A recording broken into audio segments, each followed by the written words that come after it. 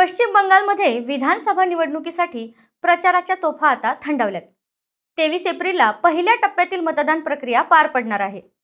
आतापर्यंत खेला होबे म्हणत ममता बॅनर्जींनी 3 वेळा पश्चिम बंगालची निवडणूक जिंकली आहे। पण काहींचं म्हणणं आहे की यावेळी प्रचारात तितकी आक्रमकता दिसली नाही। SIRचा मुद्दा प्रचंड मोठा झाला। त्यामुळे खरंच पश्चिम बंगालमध्ये SIR पेक्षा मोठे प्रश्न नाहीत का, असा प्रश्न पडलाय। मतदार यादीतून अनेकांची नावं कमी झाली, अनेक नावं नव्यानं मतदार यादीत जोडली गेली। या नव्या याद्यांच्या गणिताचा फायदा कोणाला होईल? पहिल्या टप्प्यातील मतदानाच्या आधीचं बंगालमधलं चित्र काय आहे विस्तारानं पाहूयात। पश्चिम बंगालच्या राजकारणात सध्या दोनच पक्ष प्रमुख पक्षांच्या भूमिकेत आहेत, असं म्हणलं तरी वावगं ठरणार नाही। जवळपास 34 वर्ष पश्चिम बंगालमध्ये डाव्या पक्षांची सत्ता राहिली, पण जेव्हा अजिंक्य वाटणारे डावे पक्ष सध्या पश्चिम बंगालच्या मोजक्या भागात उरलेत। काँग्रेसची अवस्था काही वेगळी नाही, पण तृणमूल काँग्रेस डाव्या पक्षांना मागे सारत मागच्या 15 वर्षांपासून TMCने पश्चिम बंगालमध्ये आपला जम बसवलाय। ममता बॅनर्जींनी TMCची धुरा सांभाळतायत।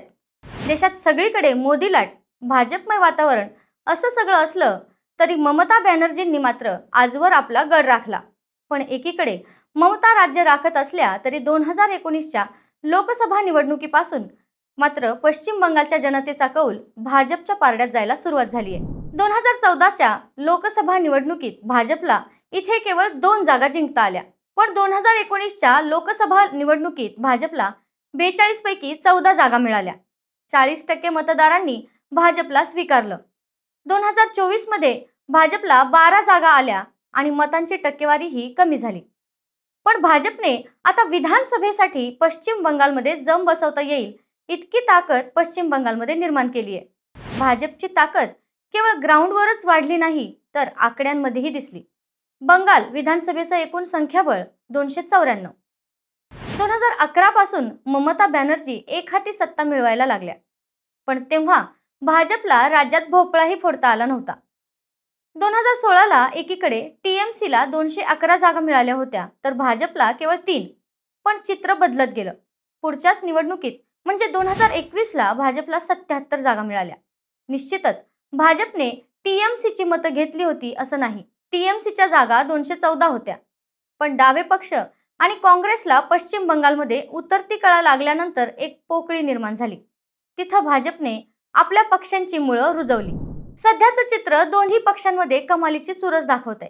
भाजपकडे सुकांता मुजुमदार, सुवेंदू अधिकारी, दिलीप घोष अशा नेत्यांची फळी आहे। बूथ लेवलला भाजपचा मजबूत जम आहे। प्रत्येक राज्यातील निवडणुकीसाठी भाजपची रणनीती चर्चेचा विषय ठरते। पश्चिम बंगालमध्ये भाजपने रणनीतीपूर्वक प्रचार केलाय। भाजपने इथेही निवडणुका हिंदुत्वाभोवती नेण्याचा प्रयत्न केलाय। भाजपच्या केंद्रातील नेत्यांपासून राज्यातील नेत्यांपर्यंत प्रत्येकाच्या भाषणात घुसखोरांचा मुद्दा प्रकर्षाने मांडला गेला। भ्रष्टाचार, उद्योग, रोजगार, पायाभूत सुविधा हे मुद्दे चर्चेत ठेवण्याचाही भाजपने प्रयत्न केला। ममता सरकारला 15 वर्षे होत आली, त्यामुळे साहजिकच जनतेमध्ये सरकारविषयी अँटी इकम्बन्सी असू शकते। त्याचा फायदा कसा होईल यासाठी रणनीती आखण्यात आली। पंतप्रधान नरेंद्र मोदी, केंद्रीय गृहमंत्री अमित शहा यांच्यासह JP नड्डा, वेगवेगळ्या राज्यांचे मुख्यमंत्री, प्रमुख नेते प्रचारात उतरले। पंतप्रधान, गृहमंत्र्यांचे रोड शो, रॅली अशा काढण्यात आल्या। अलीकडेच लोकसभेत मतदारसंघ पुनर्रचनेसाठी घटना दुरुस्ती विधेयक मांडलं।